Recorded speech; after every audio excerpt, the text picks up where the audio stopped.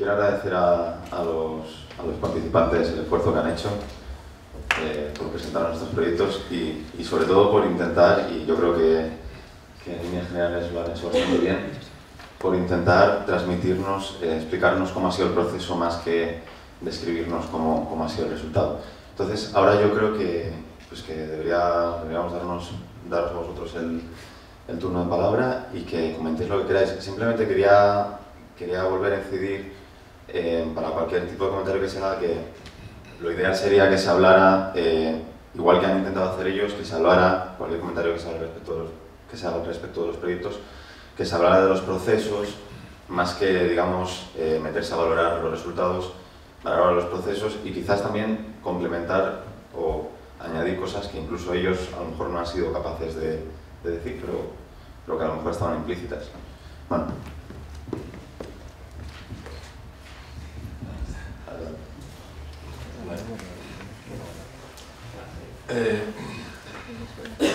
Bueno, a mí me ha parecido bastante interesante en general, en el sentido de que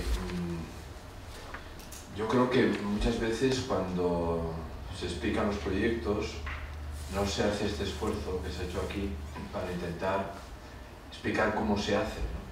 Sino que más bien tanto estudiantes como arquitectos, cuando explicamos la obra nuestra, nos centramos más en el resultado más que en el principio de cómo se ha ido generando el proceso. Y yo creo que aquí se ha hecho un esfuerzo, a mi modo de ver, sorprendente en el buen sentido, ¿no? De que he podido comprobar que realmente había una reflexión bien a posteriori o a priori, porque tampoco nunca se sabe, ¿no? Yo creo que un poco a posteriori también. Pero bueno, para hacerla a posteriori significa que hay reflexiones que de alguna manera se pueden luego racionalizar y explicar mejor que cuando realmente se tienen en la realidad, ¿no?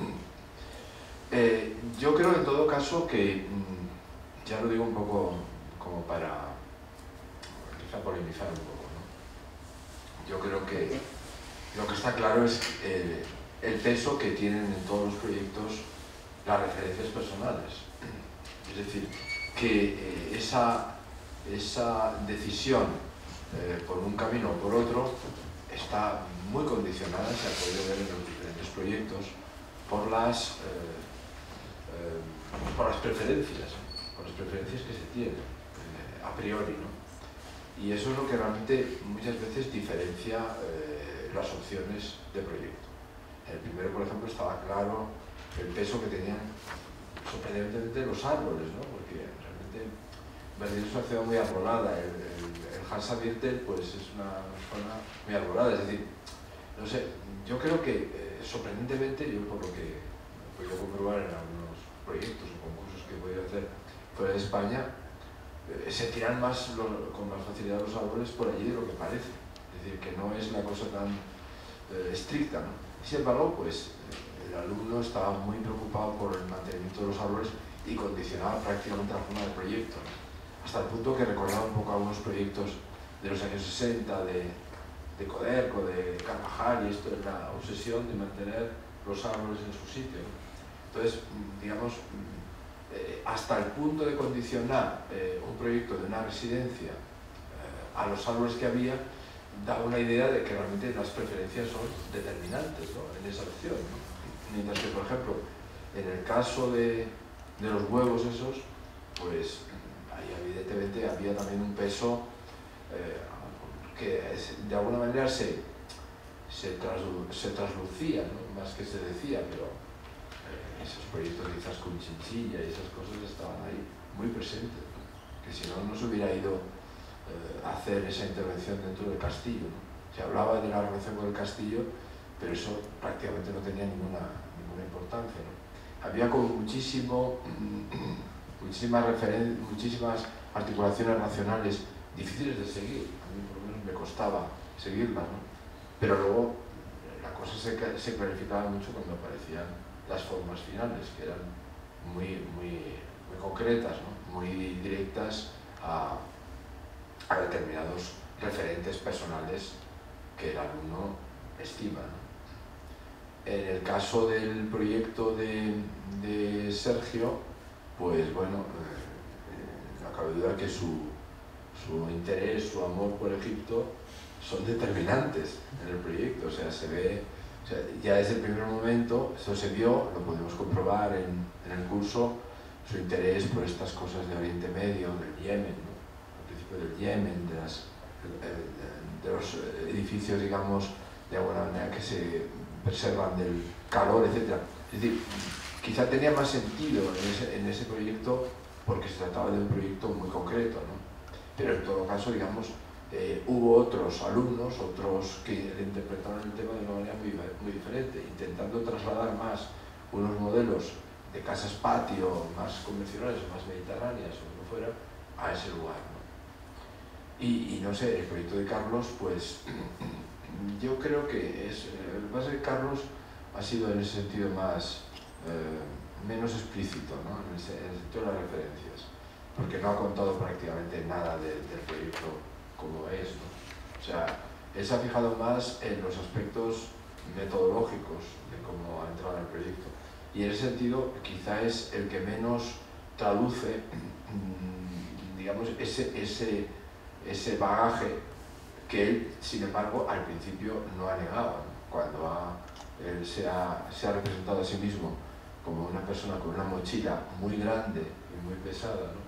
Que luego estaba ahí abajo y que era como en el fondo el pozo del cual extraía el agua que de alguna forma nutría su proyecto. O sea que yo intento en el peso de las referencias, insisto, ¿no?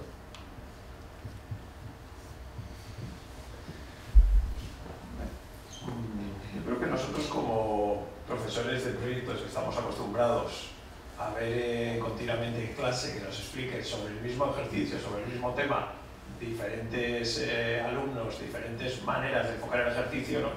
Generalmente yo creo que cuando es más interesante una sesión de este tipo es cuando ves que de un mismo proyecto, de un mismo tema, puede salir un gran abanico de posibilidades, de variedades, ¿no? En este caso, en este tipo de sesión, que al final lo que estamos analizando no es tanto cómo es cada proyecto, dado que son los temas que se han visto, los 5 temas eran, ¿no?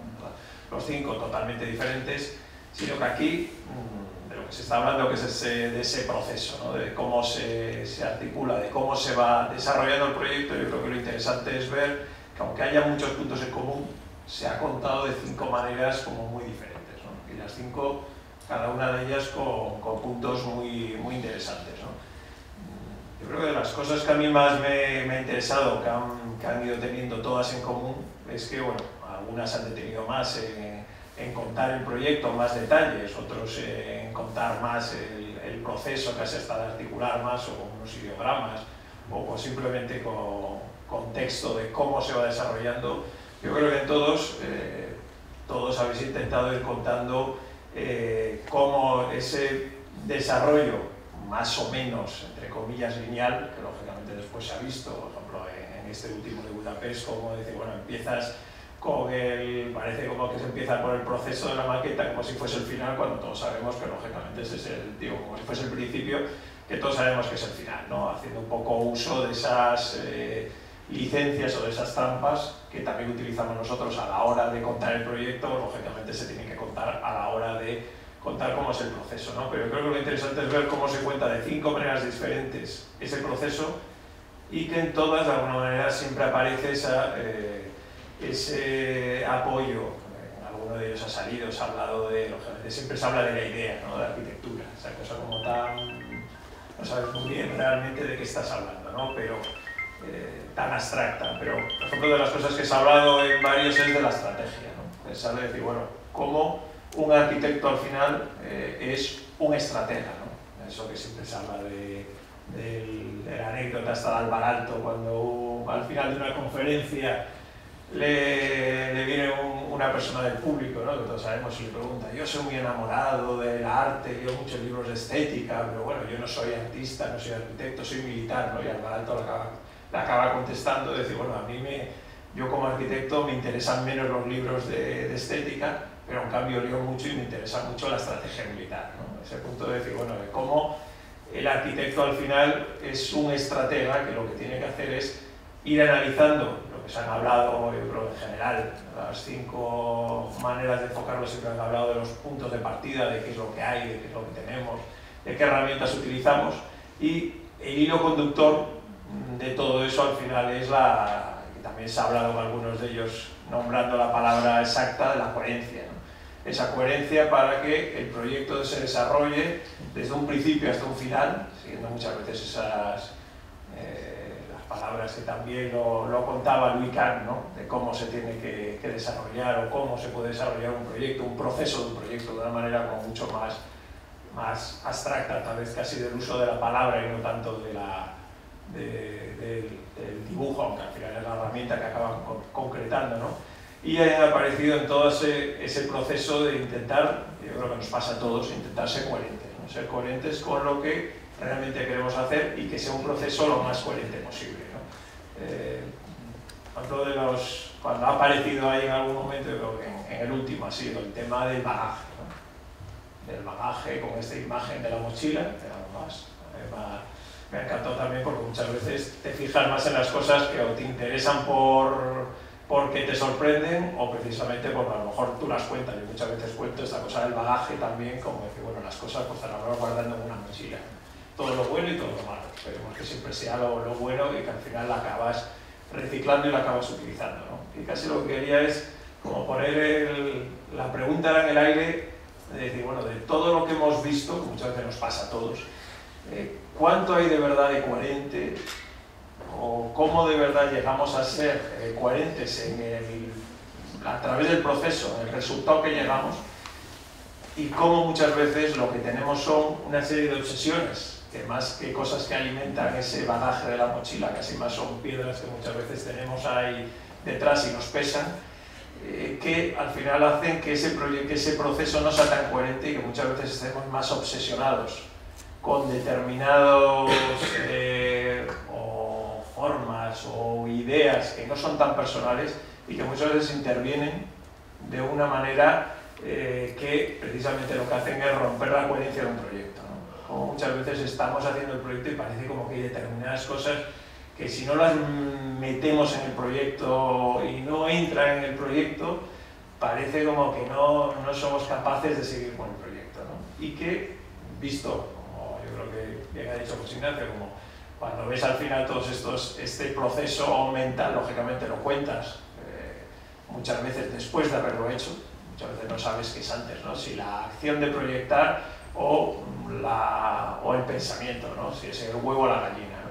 Pero parece que casi me gustaría poner ahí, por hacer un poco una pregunta en el aire y decir, bueno, ¿cuánto hay de todas esas cargas negativas de la mochila, que muchas veces no son nuestras ni siquiera, sino que son heredadas y que parece que si no las introducimos en el proyecto no es, ¿no? Cuando muchas veces precisamente lo que hacen es ir en contra del proyecto, en contra de la coherencia, en contra de lo que muchas veces decía Kant, que el proyecto pues tiene que ser lo que es el propio proyecto, no lo que nosotros con calzador queremos introducir en el proyecto.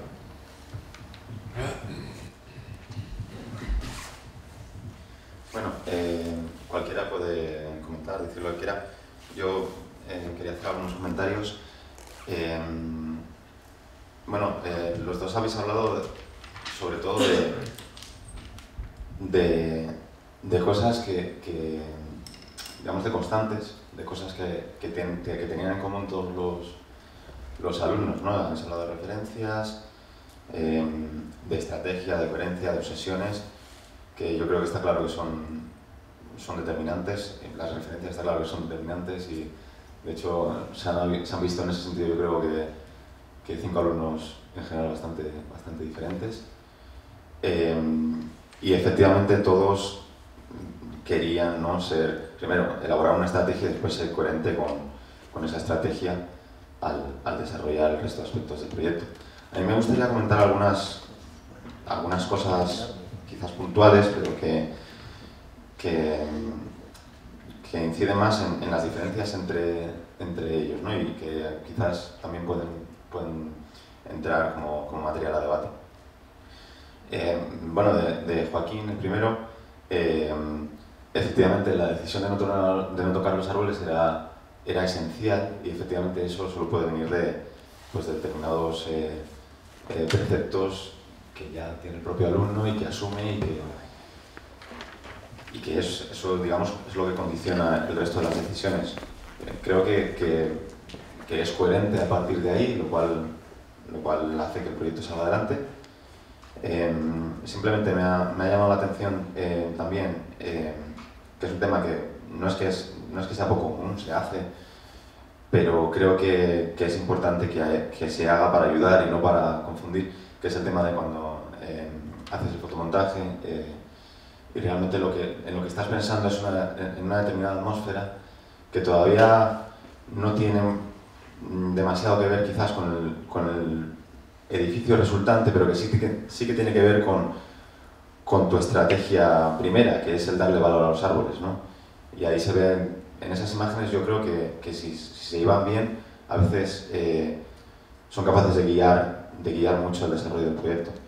De Sergio, bueno, yo el proyecto de Sergio, él me lo había mostrado antes y yo esto ya se lo había dicho a él, pero me parece muy interesante el proceso que sigue para proyectar. Es que viendo la planta del pueblo de Hassan Fathy, pues se ve como es un arquitecto, evidentemente, que le presta mucha atención a lo vernáculo, que quiere, digamos, adaptar la arquitectura a su lugar y a su contexto, no solo físico, sino arquitectónico, pero que al fin y al cabo es un vínculo entre, también lo has contado tú, es un vínculo entre eso y el movimiento moderno, ¿no?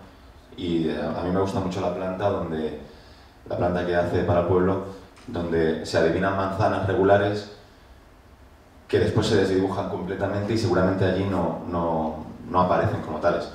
Pero, sin embargo, en lo que hace Sergio, pues me resulta tremendamente interesante que desde mi punto de vista se logra poner el traje de arquitecto musulmán y además de arquitecto, por decirlo de alguna manera, vernáculo, ¿no? Y por lo menos a mí me resulta totalmente creíble la manera que tiene de proyectar espontáneamente. O sea, frente a la concepción del orgánico que tenemos actualmente, que quizás muchas veces es más formal que de otro tipo, pues él realmente consigue proyectar orgánicamente en el sentido de que lo hace desde dentro hacia afuera, según van surgiendo determinadas necesidades, y con un carácter absolutamente espontáneo, como si fuera él mismo quien estuviera pensando cómo construir su casa, ¿no? Que es en el fondo lo que ocurría, o lo que ocurre cuando se dan ese tipo de situaciones. Y me parece sorprendente que él haya sido capaz de quitarse todos los prejuicios, digamos, de arquitecto occidental y de estudiante de arquitectura en la escuela y hacer eso. Sobre Quique, bueno, en realidad Quique nos ha contado dos proyectos prácticamente, y yo creo que el segundo lo empiezas de manera distinta al primero, pienso yo, porque en el primero de alguna forma empiezas por elegir una serie de tipos, una serie de objetos que son previos, que los escoges, y después vas jugando con ellos, haciendo una especie de collage, ¿no? En el segundo empiezas con una organización digamos, un poco más rígida, primaria, pero después, al hacer las manzanas, vuelves al mismo método, que yo creo que es el método que has utilizado en este proyecto, por decirlo así, ¿no? La manera de actuar es como una especie de trabajo de collage con unos elementos que, bueno, que vamos a ver cómo somos capaces de hacerlos convivir sin necesidad de articularlos absolutamente, sino hacer una especie de collage. De David, que, bueno, yo estuve digamos, presente en el proceso proyecto porque estaba en su misma clase. Me parece que en David es muy importante este tema de las referencias y de las obsesiones. Incluso creo que se ve a lo largo del proceso como tú mismo vas obsesionándote con determinadas cosas y metiendo en la mochila determinadas cosas, no solo anteriores, sino a lo largo, digamos, del proceso. Quizás después, una vez que hacías el ideograma, después esa metáfora un poco más directa y quizás un poco más fácil del huevo, la cesta, tal, a lo mejor acaba por tener mucha presencia o por ser muy explícita. Y yo que estuve en el proceso del proyecto, creo que que es menos importante de lo que parece. Pero bueno, en cualquier caso, decir eso. Y luego de Carlos, pues por ejemplo, en Carlos me parece que es un ejemplo de cómo un estudio mucho más preciso, quizás que los anteriores, bueno, quizás en este sentido es un poco similar a Joaquín, solo que Joaquín elige su objeto de estudio de manera muy precisa y Carlos pues estudia ese contexto de una manera más general pero muy precisa y de ahí va sacando, de ese estudio preciso geométrico, espacial, va sacando las directrices generales de cómo vas a organizar tu proyecto, pienso yo. Y bueno, hacer esos comentarios, quien quiera responder o sacar cualquier cosa, poner cualquier cosa sobre la mesa.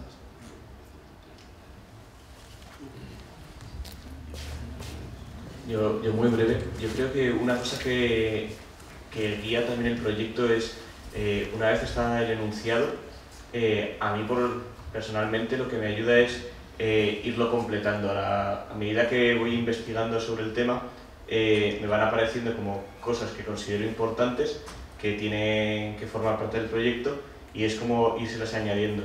Y eso me ocurre, vamos, en muchos más proyectos. Aquí en el caso de los árboles era un tema más que dije, tiene que estar presente, y a esto se le fue sumando más temas en plan de la organización según el sonido, y he ido pues poniéndolos todos juntos, y eso es como las líneas que tenía que seguir y intentar la coherencia entre todas, y eso es la palabra coherencia.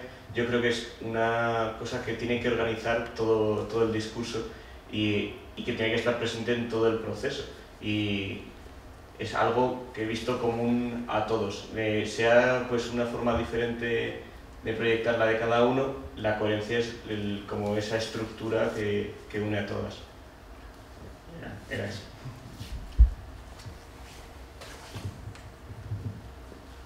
Bueno, yo quería comentar una cosa, es como que al explicar todos los procesos de proyecto que hemos seguido, yo creo que al final lo que tratamos es de argumentar nuestro proyecto. Yo creo que el problema que tenemos es un problema general en la arquitectura de hoy en día, y es que no hay un orden claro, ni unas referencias claras. Entonces cada persona, cuando se enfrenta a un proyecto, tratando yo creo que de huir de la arbitrariedad y del capricho, empiezas a tener lo que la semana pasada llamábamos un credo, que son tus preocupaciones, que son las que hacen que tus proyectos no sean arbitrarios, sino que tengan un argumento y dan solidez, y al final te permiten defenderlos frente a otras posturas, ¿no?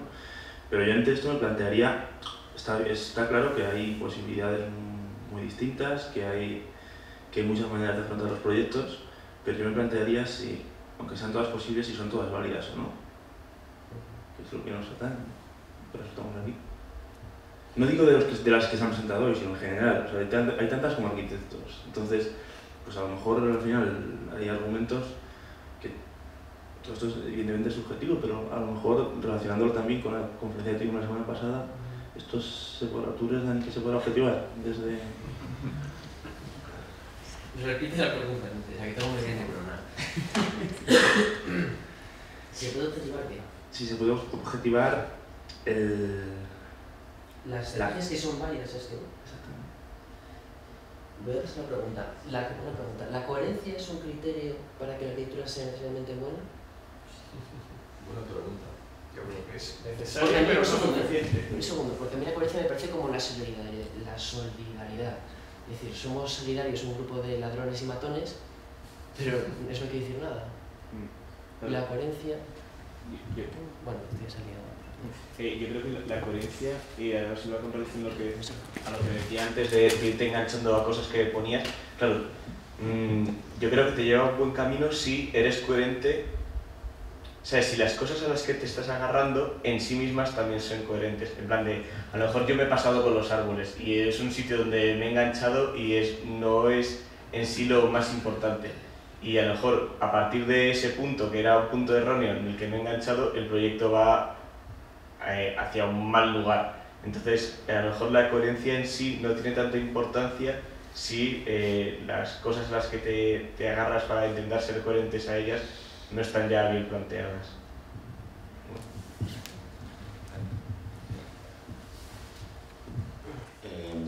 Bueno, yo de todas formas, simplemente algo que se me ha olvidado antes, yo creo que tu tema con los árboles no era una obsesión, digamos, compulsiva y alocada por el mundo vegetal, sino que tenía más que ver con la atmósfera, con el ambiente que había en ese lugar, ¿no? Porque no son solo los árboles, sino son las hojas que dibujas, que pones en el suelo, es la sombra, bueno, son un montón de cosas. Intentando responder a lo de Sergio, yo creo que no se puede objetivar, o sea, que el problema de las posibles vías para poder abordar un proyecto pues está ahí, es imposible de eludir, y que toda justificación y todo enfrentamiento entre posturas distintas es una guerra, o sea, es quién convence a quién, y yo no lo entiendo desde otro punto de vista, más que desde ese, y en ese sentido soy un poco relativista en ese sentido, ¿no? En el de decir que eso yo creo que es una lucha de opuestos o de variantes ideológicas, y que tiene que ser así, por otro lado, porque si no, no hay manera de avanzar, pero que es un enfrentamiento, una lucha y una... Perdón un segundo. Y sobre el tema de la coherencia, yo pienso que la coherencia es un medio para ser eficaz, o sea, no otra cosa. Es decir, tú eres coherente con lo que tú mismo has planteado, porque si no eres coherente no vas a ser capaz de transmitirlo. Es decir, yo lo entiendo absolutamente como una herramienta o como una especie de mecanismo de eficacia, ¿no? Más que como otra cosa que esté por encima de eso. Yo estoy enfermo, o sea que no me entero de mucho. Eso es verdad. Pero yo diría que la arquitectura va absolutamente por libre, que las posiciones de los arquitectos son ideológicas, personales, subjetivas, y que van a defender su planteamiento, y que desde luego es una guerra, pero no una guerra ida de las instituciones, sino institucionalizada. Es decir, en el momento en el que Charles Moore coge cátedra, empiezan a aparecer hijos de Charles Moore. También. En el momento en el que Paredes Galeano decide que hay que empezar a dejar de hacer arquitectura espectáculo, esto se empieza a criticar a pesar de que su propia revista antes estaba. Es decir, es verdad, con perdón, y que lo vea, ¿qué más da? ¿Qué más da? Total, igual se parece todo dentro del mes. Entonces, yo creo que las posiciones son cada uno la que le dé la gana, las evaluaciones serán absolutamente ideológicas, siempre serán ideológicas, salvo, y eso es lo que yo defendí en la conferencia, y es lo que no se entendió, porque yo expuse un ejemplo formal de intentar explicar lo que estaba diciendo, pero que se fue directamente a criticar el análisis, cuando en realidad no estaba defendiendo el análisis, sino era una formalidad para explicar el análisis.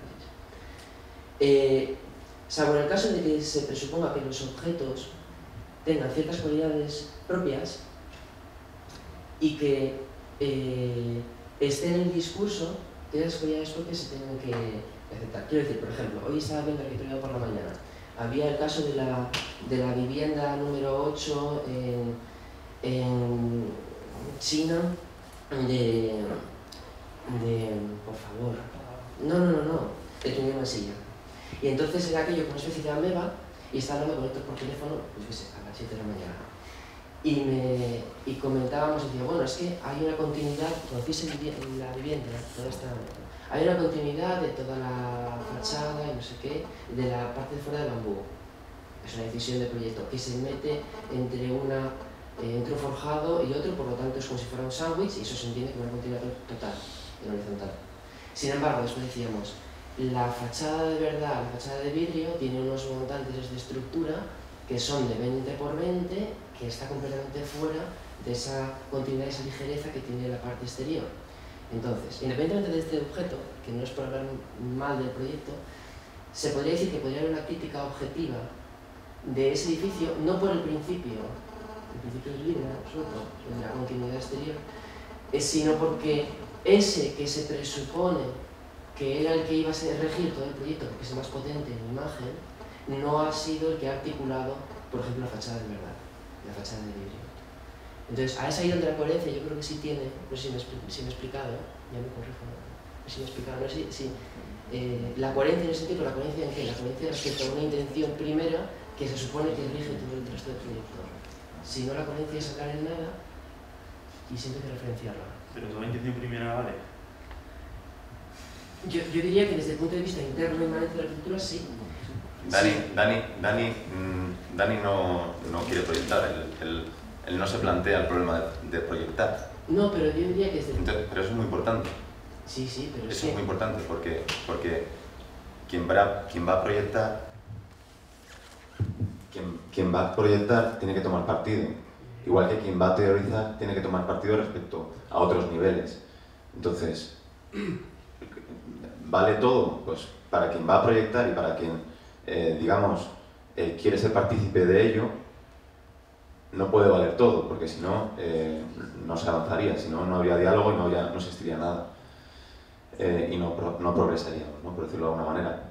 Simplemente que él está hablando desde otro punto de vista, desde un punto de vista mucho más analítico, mucho más distanciado y mucho más general, estructural, que no es aplicable a esta otra situación del tener que proyectar y el tener que tomar partido en este sentido. Pero hay que entender que entonces esa visión del arquitecto que proyecta es ideológica, es decir, no sé qué... Bien, pues eso. Pero eso no... No, pero quiere decir que si un arquitecto como arquitecto que proyecta dice que esto no se puede hacer porque no está dentro de las coordenadas de lo que yo más o menos defiendo y desde lo que yo entiendo que es arquitectura, la discusión que tuvimos en su momento en el Gaudiamos sobre si el CAISA fue buena arquitectura o no, porque tiene una definición que yo consideraba ideológica, ahí está la clave, es decir, desde el punto de vista se puede hacer todo, cuidado. Pero él lo tiene que hacer. Sí, porque tiene que entrar en ese debate, en esa lucha. Sí, pero desde el punto de vista interno de la arquitectura se puede hacer cualquier cosa. Sí, claro. Como punto de partida. Ahora bien, quizá no en todo momento se puede hacer todo, porque estás en un marco social, un marco económico, un marco político que no permite hacer todo. Pero eso ya es una cuestión exterior a la disciplina. No, yo creo que no todo vale porque no todas las preocupaciones ni todos los principios son arquitectónicos. Yo creo que, quiero decir, se pueden hacer, exagerándolo, se puede hacer un proyecto de arquitectura apuntándolo desde el principio de ser de la figura del Pato Donald, y eso no es arquitectura. Entonces, eso supone una petición de principio de lo que consideras arquitectura. Que ya estás operando con ella desde la forma de trabajar. Es que ese es el problema. Pero tú entonces caes en el relativismo máximo. No, el relativismo máximo no. Hasta que no se haga el cierre es imposible hablar de nada. Sí, se podrá, pero en el relativismo más absoluto del inicio, de los inicios. Es decir, ¿se puede hacer un Pato Donald? Desde luego que se puede hacer. Aunque aquí supongo un suspenso, pero es lo de menos. Ahora, el tema es, yo creo que hay dos cosas diferentes, ¿no? Sí. No solo el ejemplo de la coherencia. Son cosas diferentes. Es decir, cuando has dicho, bueno, si no sé si así, aunque manipule un poco tu pregunta, pero un poco lo que decías es decir, bueno, hay veces que está bien manipularlo para que entre un poco en debate. Es decir, el ser coherente, ¿eso es éxito de que sea arquitectura o de que sea buena arquitectura? Para nada. Es decir, yo creo que la coherencia es, si nos vamos en términos más matemáticos, condición necesaria pero no suficiente. Ahora también puede ser necesario alguien que diga, bueno, yo es que quiero tener unas reglas de juego que sean no precisamente ser coherentes, sino ser totalmente incoherente continuamente, ¿vale? Pero eso ya son... Pero también eres coherente con tus propias reglas. Son dos niveles sí, de coherencia. El ser coherente, lo que está claro es que eso... Tú eres coherente con tu incoherencia pero eso es un en proceso. términos arquitectónicos. Eso no quiere decir, y eso ha sido coherente o incoherente porque tú lo has planteado, pues decir, vale, has llegado hasta el final. Perfecto, eso puede ser muy meritorio, pero eso no garantiza que sea arquitectura o que sea buena arquitectura. Ahí estoy totalmente de acuerdo. Yo creo que es más un principio de que dices, bueno, tú como... Que ahí es lo que tú has dicho, es decir, bueno, la ideología. Has hablado de la idea al final, pero ahí es donde empezamos a hablar de realmente qué es la arquitectura para cada uno de nosotros.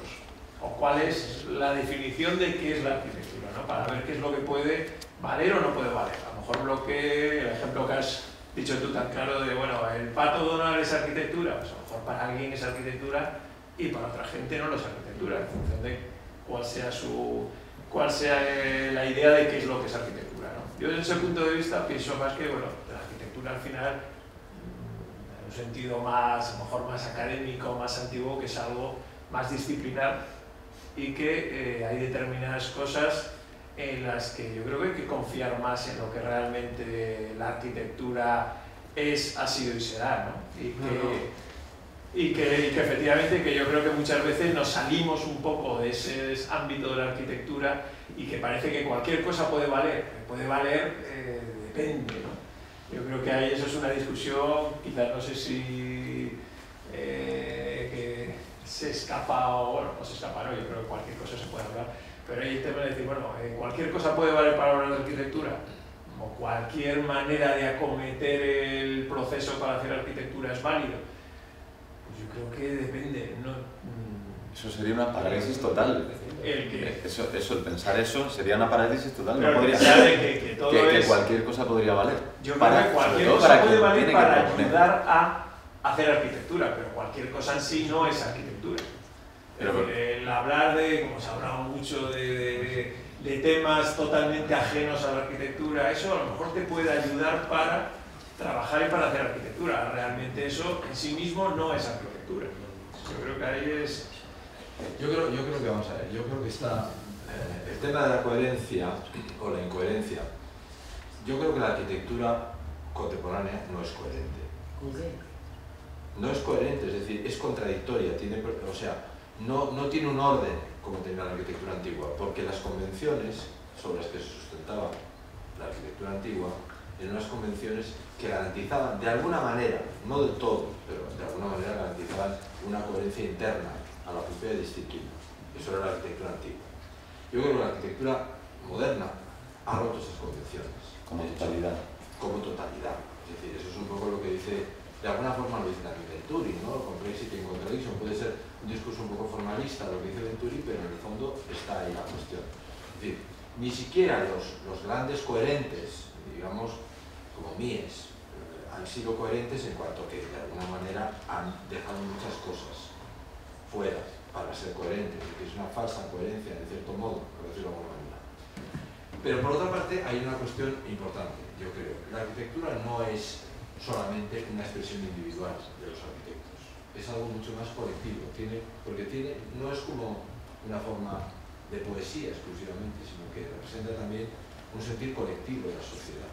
La arquitectura, por lo tanto, está vinculada de alguna manera a ciertas convenciones sociales y también, evidentemente, a lo que eso determina determinadas formas arquitectónicas. Es decir, porque no se trata de que las convenciones sociales se reflejen en el sentido, digamos, lukácsiano, de que reflejen directamente en formas arquitectónicas, sino que de alguna manera condicionan esas formas arquitectónicas. Pongo un ejemplo muy concreto.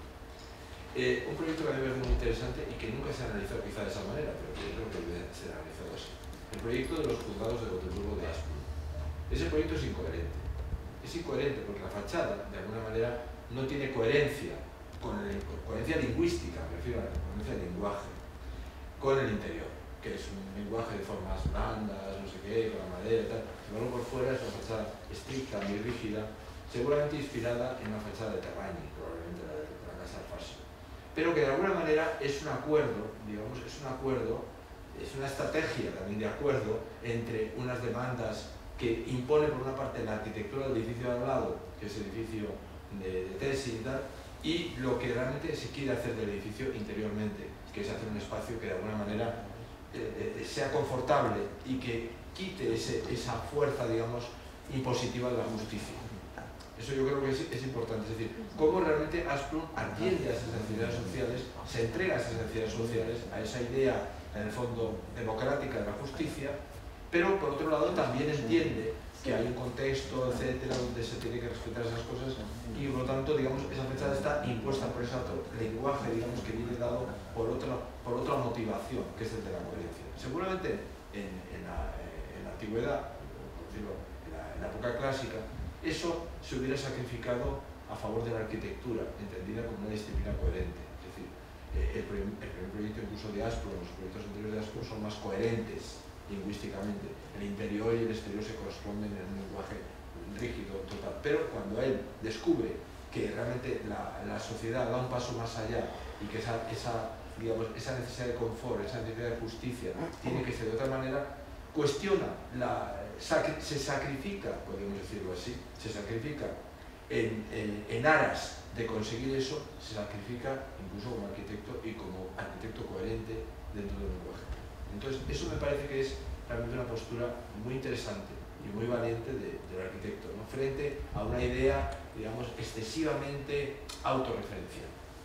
Entonces, yo creo que en ese sentido eso nos demuestra una cosa, que la arquitectura, aunque no sea fácil de definir, aunque no la podemos decir es esto y no es lo otro, pero existe más allá de los arquitectos.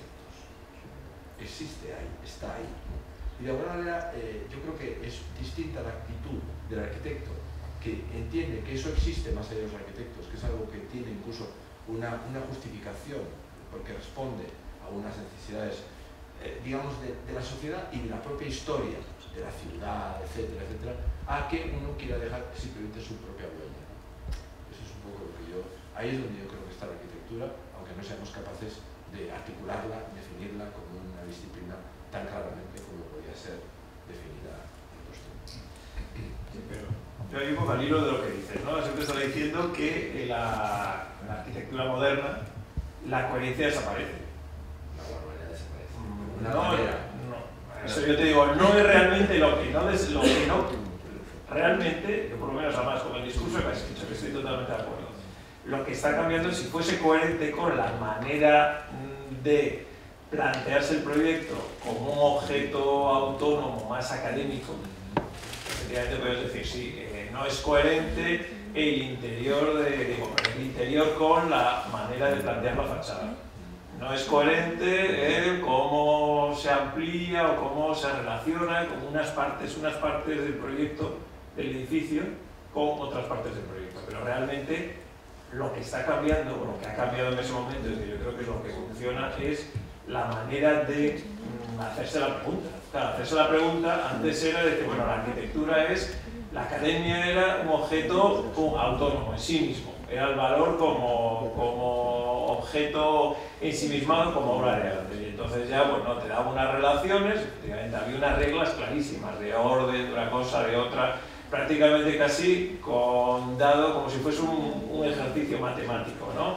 Dado lo que mide el lado A, el B y no sé qué, construyame usted el resto, que prácticamente era, pues mira, si me dice usted la planta, soy capaz de darle el alzado y darle la sección, de hacerlo todo, ¿no? En este caso lo que está cambiando, lo que ha cambiado, cambió en su momento, es la manera de preguntarse cómo tiene que ser el proyecto, donde dice, bueno, por un lado tengo que responder a unas demandas de cómo es la respuesta del edificio a la ciudad, cómo responde el edificio al edificio al que me estoy ampliando, con lo cual ya no soy autónomo, sino que dependo de alguien al que me adoso, y después por otro lado, el cómo tiene que ser ese interior, que ya tengo que responder, como tú bien has dicho, además has ido planteando cada una de las preguntas, a un espacio más abierto, más amable, más, no sé si entre comillas, democrático o cómodo, hasta la manera de que ese patio se acaba abriendo en un lateral y dice, no, es un patio con los 4 lados iguales, sino que son 3, que uno de ellos se rompe la crujía porque se abre hacia el otro patio desde el que se accede al edificio antiguo. Visto desde ese punto de vista, el proyecto es totalmente coherente con las preguntas que se han hecho. Claro, pues es coherente como entonces, discurso. Como discurso.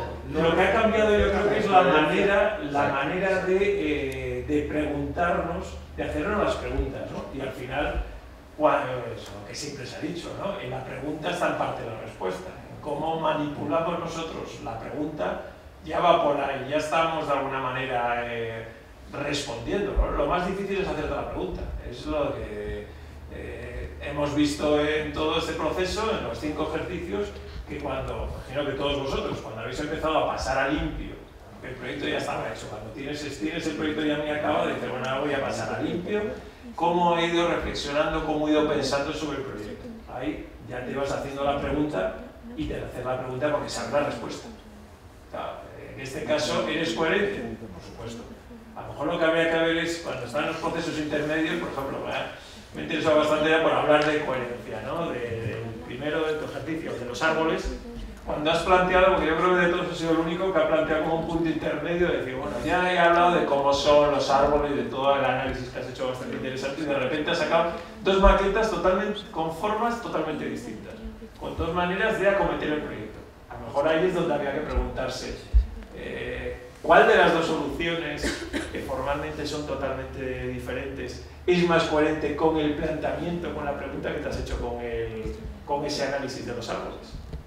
Una donde parece que es como esas torres que aparentemente parece que quieren ocupar poco, o esa otra superficie horizontal que dice, bueno, sí, pincho muy pocos sitios, pero claro, en unas parece como que se comen los árboles porque ya pasan por encima del bosque, ¿no? Son más que los árboles. Y la otra resulta que dice, bueno, pincho muy poco, sí, pero una de las cosas que era bastante interesante al analizar las raíces era que había esas raíces como superficiales que prácticamente cogían el agua que se derramaba de lluvia al agua superficial, ¿no?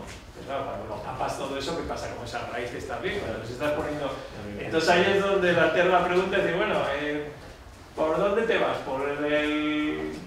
¿Cuál de los dos caminos es el que tienes que escoger? ¿Cuál es el más coherente, el que tiene que ver más con tu planteamiento inicial o con la pregunta que te vas haciendo, ¿no? Porque yo creo que la coherencia, que al final todo proceso es coherente.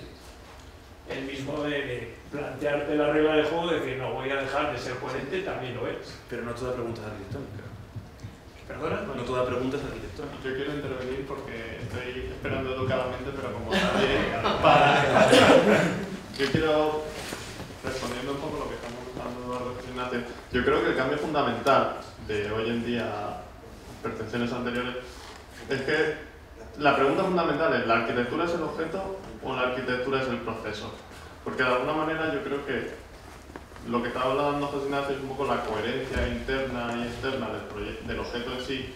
Sin embargo, ahora de alguna manera la sociedad actual, probablemente porque digamos la manera de entender la arquitectura como que ha divergido, tiene muchas divergencias y esa confrontación lo que hace es que cada uno queramos poner en valor nuestro proceso en vez del resultado, que son muy divergentes.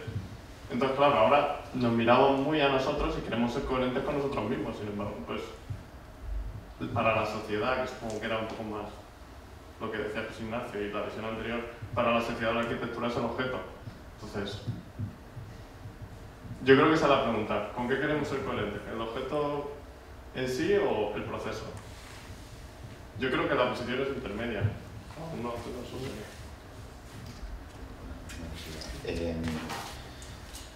actualmente. ¿Pero no crees que el proceso de alguna forma es perceptible en el objeto? Creo que puede ser perceptible, pero no creo que sea la única manera de jugar un proyecto. Quiero decir, yo igual puedo valorar eso, pero yo te aseguro que cuando mi madre entra a un edificio no empieza a valorar la transparencia o la continuidad de la fachada. Valorará otra serie de cosas que a lo mejor, según tu nivel de educación, te vas a valorar o no, pero desde luego no va a valorar ese proceso desde la idea inicial, porque no es algo... ¿Qué? ¿Cómo va a valorar el objeto? Sí, el objeto se puede valorar siempre. Y si tienes conocimientos, puedes valorar por lo que está hablando José Ignacio, si el interior tiene algo que ver con el exterior, si se relaciona con el sitio, pero desde luego no vas a valorar el proceso, y mucho menos hoy en día que los procesos son complejísimos, porque cada uno lo hace de una manera. Esto, bueno, Dan y yo siempre tenemos una discusión sobre este tema, a raíz de lo que a él le gusta llamar arquitectura de prospectos, que es esa arquitectura que necesita, digamos, de un manual para ser comprensible, entre comillas, ¿no? Necesita venir con una explicación. Bueno, yo personalmente soy contrario a eso, pero lo que quería decir simplemente es que a raíz de algo que habéis comentado, no sé si José Ignacio o Eduardo han comentado, que creo que José Ignacio, que la arquitectura, que a pesar de haber vías muy diferentes, no son absolutamente personales. O sea, que la arquitectura es una cosa, la arquitectura es algo, digamos, que implica a muchas personas, y una determinada posición, un determinado modo de hacer en la arquitectura tiene que ver con muchas otras personas, tiene que ver con la sociedad, tiene que ver con cosas externas a la arquitectura. De hecho, yo pienso que la única manera que Sergio lo pregunta compulsivamente para irse tranquilo de valorar realmente y de decir esto vale, esto no vale, esta vía vale, esta no vale, es apoyarse en cosas que sí, Dani, son externas, o sea, son externas a la arquitectura, es decir, no son criterios que surjan directamente de los materiales arquitectónicos, ¿no? sino de otra serie de cosas que afectan a la arquitectura, pero es que es así, o sea, es que no hay otra manera de actuar. Al igual que el teórico, cuando teoriza, digamos que necesariamente tiene que tomar partido ideológico a un nivel, pues, a un nivel filosófico, a un nivel ontológico, a otro nivel. Si no, no puede llevar a cabo nada, si no, no puede proponer, que es lo que al fin y al cabo necesita hacer. Y esa proposición, que efectivamente se puede decir que en la arquitectura, igual que en cualquier otro campo, es ideológica, esa proposición que es ideológica, eso no significa que sea absolutamente personal, primero, porque implica, digamos, determinados preceptos, determinadas corrientes de pensamiento, etcétera, que implican al resto de la sociedad, o sea, no son absolutamente personales. En el sentido estricto de la palabra, nunca son personales. En el sentido estricto nunca son personales, pero siempre se ven afectadas por la realidad con la que digamos, ese arquitecto se encuentra y que es compartida. Y además, pues eso, nunca es personal, y además sí que hay una manera de justificarla por parte del arquitecto en la medida en que se apoya en aspectos que, sin ser estrictamente arquitectónicos, son perfectamente válidos para condicionar la arquitectura, que la arquitectura no es otra cosa que una manifestación más una manifestación cultural más que evidentemente tiene que alimentarse de algo, no de sí misma. Aunque también lo haga una vez que la propia arquitectura sea asumido como material cultural, ¿no? Pero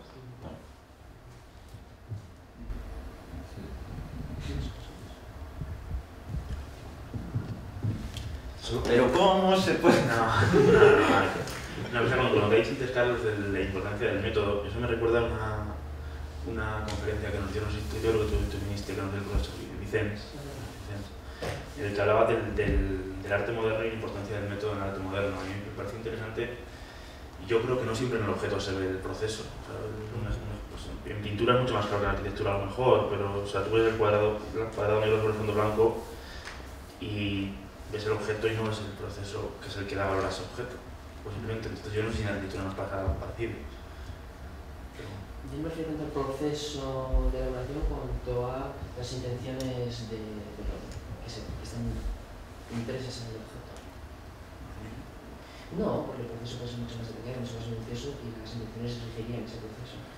No obstante, una cosa respecto a lo de la coherencia y tal, yo recuerdo una discusión con Manuel de Prada en composición, creo que fue, en el que, hablando de la coherencia, decía que, por ejemplo, que Venturi no era coherente, la definición de Venturi, pero complexity and contradiction, claro que es contradicción y demás, pero precisamente es contradicción en el objeto respecto a una lógica clásica o moderna, o lo que tú quieras, ¿no? Es decir, realmente en el sentido del proceso, en el sentido de la toma de partida inicial, pero no es coherente. Es coherente porque se debe llamar la coherencia, la nueva coherencia contra el proyecto moderno o algo así, yo qué sé, pero no con contradicción.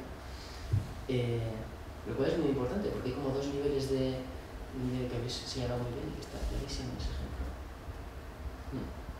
Entonces yo creo que sí, que claro, que el problema es que si el discurso es algún tipo de incoherencia en la realidad, pues me parece difícil desde el punto de vista interno decirle nada contra ello, desde el punto de vista de la propia arquitectura, porque va en el propio discurso, y ya desde Venturi pues ya sobre está claro que puede ser, pero sí desde el punto de vista externo y es la labor que está haciendo Galiano y otra muchísima gente y que se hace constantemente. Ahora no estamos por la labor de hacer arquitectura porque no es el momento, etc. Pero eso tiene que ver con una cosa que yo creo que tampoco, que es muy peligrosa, ¿no? Que es una especie de política de la arquitectura, de qué es lo que se debe hacer ahora, qué es lo que no se debe hacer, y además a corto plazo, ¿no? Es decir, como una especie de mirada muy superficial de las cosas, cuando realmente las cosas, para ser analizadas, requieren su tiempo. Es decir, cambiar de paradigma de un día a otro no es correcto, yo diría, ¿no? O sea, no se puede pensar que los superstars eran buenos hasta hace un año y ahora ya no son buenos, ¿no? Es verdad que ellos mismos hacen eso, ¿no? Ahora, por ejemplo, Colas pues, hace un manifiesto a favor de la arquitectura sencilla y no sé qué, histórica y tal, cuando ahí hace 2 años en Pekín decía lo contrario, ¿no? Pero yo creo que eso tiene que ver con el periodismo, con estas cosas que yo creo que nos deben de interesar poco, nos deberían de interesar menos, porque yo creo que no son buenas, ni para la arquitectura, ni para los estudiantes, ni para nada. O sea, no creo que son buenas porque al final eso lleva a una confusión y a una especie de oportunismo estratégico en el más sentido de la palabra, es decir, que nos puede llevar a ganar una batalla, pero no a ganar la guerra. Es que Dani ha puesto un ejemplo, para enfatizar más lo que querías decir, has puesto un ejemplo extremo, ¿no? Que es el de una revista, ¿no? El de una revista de arquitectura que evidentemente necesita renovarse cada poco tiempo. Sí, pero que ahí yo puedo rematar con ese tema, ¿no? Sí, lo que decías tú, al final la arquitectura no puedes estar cambiando como si fuese la moda de ropa de la noche a la mañana, porque los tiempos de la arquitectura son otros, o sea, son muy diferentes. Por ejemplo, es decir, el tiempo medio de un proyecto es entre 5 y 10 años. Entonces, como te pongas, no, yo quiero ser el más moderno y quiero estar a la última, el día que consigues, no que se construya, que lo publiquen, está ya más que pasó de moda. Las temporadas de ropa al final son verano, invierno, es decir, son meses y se pasan continuamente. En el caso de la arquitectura, creo que es una disciplina que el tiempo es totalmente diferente. Son unos tiempos mucho mayores, unos tiempos más largos. Si te vas a otras disciplinas, te vas a de la física teórica, seguramente los tiempos son muchísimo más largos que los nuestros. Lo que investiga un teórico con sus formulaciones matemáticas no sabe el resultado práctico a lo mejor hasta pasados 20 años o 50, pero ahí está, ¿no? Es decir, los tiempos son diferentes. Entonces también con lo que hablabas por ejemplo, el ejemplo de Venturi, ¿no? Yo creo que también eso es un caso bastante importante, porque una de las citas una de las cosas que dice Venturi en su introducción en el libro acaba diciendo al final, que eso también es algo muy importante, que escribe o habla no como un crítico que habla de arquitectura, sino como un arquitecto que utiliza la crítica para hablar de arquitectura. Yo creo que también eso es importante, saber que para hablar de arquitectura hay que conocer la arquitectura. Y yo creo que eso es algo fundamental, hay que conocerlo, cómo funciona, cuáles son sus tiempos, absolutamente todo. Entonces ahí yo creo que Venturi lo deja claro desde el principio. Bueno, yo escribo como un arquitecto que escribe de arquitectura, no como un crítico de no se sabe qué, que habla sin saber. Yo creo que eso también es fundamental, conocer cuáles son los procesos y cuáles son los tiempos. Una cosa es ya que te dediques o no a hacer arquitectura, pero hay que conocer lo que es la arquitectura. Luego también hay una cierto problema con las alusiones metafóricas que se hacen muchas veces a cuestiones filosóficas, ¿no? Por ejemplo, es muy claro digamos, la importancia en ese sentido referencial que han tenido personajes como Foucault, como Derrida o como Deleuze, por ejemplo, ¿no? En el mal sentido de la palabra, porque yo creo que, bueno, para empezar, Foucault era un personaje totalmente cambiante, bueno, al final nunca se sabía muy bien exactamente qué es lo que pensaba, ¿no? Pero Derrida y Deleuze son un poco también parecidos en ese sentido, ¿no? Que tienen otro tipo de raíces. Pero en cualquier caso, por ejemplo, el vincular la idea de profundidad y la idea de superficie, como me parece que de este tema habla Derrida, ¿no? Con la idea de la arquitectura, lleva, por ejemplo, a esa valoración de tantos alumnos, y alumnos y arquitectos, ¿no? Que dicen la piel, ¿no? Como el tema de las pieles, aún pieles, ¿no? ¿Por qué? Porque Derrida, o creo que es Derrida o Deleuze, no me acuerdo ahora exactamente quién, dice que lo profundo está en la superficie, no está en la profundidad. Es una crítica de la profundidad en el sentido de la autenticidad y a favor del simulacro y estas cosas. Pero claro, esto traducido a arquitectura es muy peligroso, entre otras cosas porque además el sentido que eso tiene en el campo filosófico no es el mismo que para tener en el campo arquitectónico. De hecho, muchas veces se ha producido ese tipo de cosas. Es como aquella famosa película de Woody Allen, ¿no? Que se hablaba de un personaje y el personaje estaba en la cola del cine y se hablaba, decía el personaje, no, estáis hablando de lo que yo digo y yo realmente digo todo lo contrario, ¿no? O sea, ese tipo de cosas pasan, ¿no? Creo recordar que no sé si fue Derrida que vino aquí a esta escuela una vez y también se planteó ese problema y él dijo, no, ustedes están equivocados, los arquitectos. Eso es porque tenemos mucha tendencia a hacer metáforas de pensamientos abstractos y traducirlos en... que es una estrategia, entre comillas también, a veces interesante, útil, como el tema de la obra abierta, ese tipo de cosas, pero que al final, si son expresadas de una manera demasiado directa, pueden tener peligro, ¿no? O sea, con lo cual, también ahí habría un tema que es el campo, la especificidad, de alguna manera, del campo teórico de la arquitectura, entre qué límites debe desenvolverse, ¿no?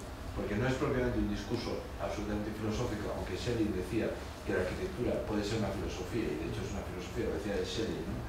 Pero tampoco está tan claro que lo sea exactamente, sino está más en un discurso más intermedio que puede ser de la teoría, que se puede acotar quizá más entre una filosofía y una poética, por decirlo de alguna manera.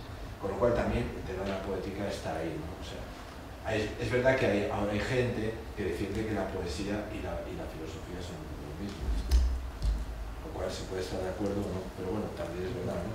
Pero en todo caso, digamos, estamos también en un discurso, que también esto afecta a la arquitectura, muy transversal entre muchas cosas, ¿no? De filosofía, poética, arte, etc., ¿no? Y todo esto influye en la arquitectura. El problema es que la arquitectura no es, insisto, no es solamente una cuestión puramente personal, aunque tenga un punto personal y poético, sino que también tiene que expresar otras condiciones que afectan más a lo que realmente esa arquitectura sirve a la sociedad y representa también a la sociedad.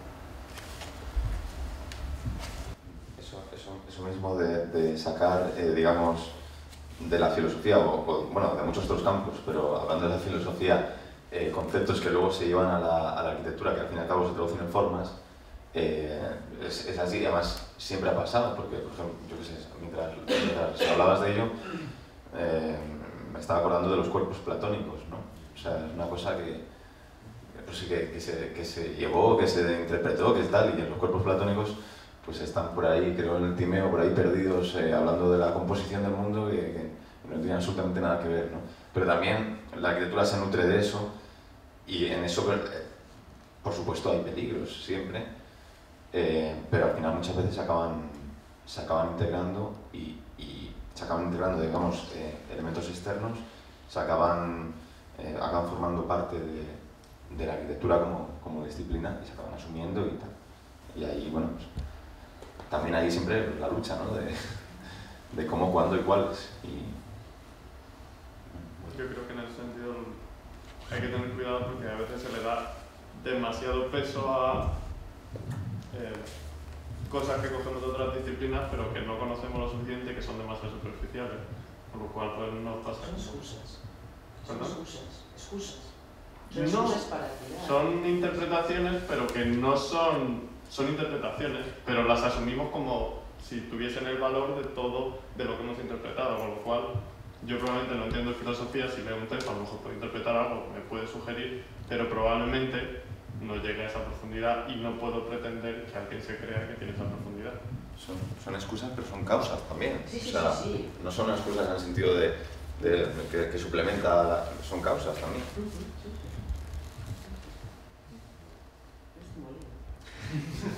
Bueno, ¿cerramos?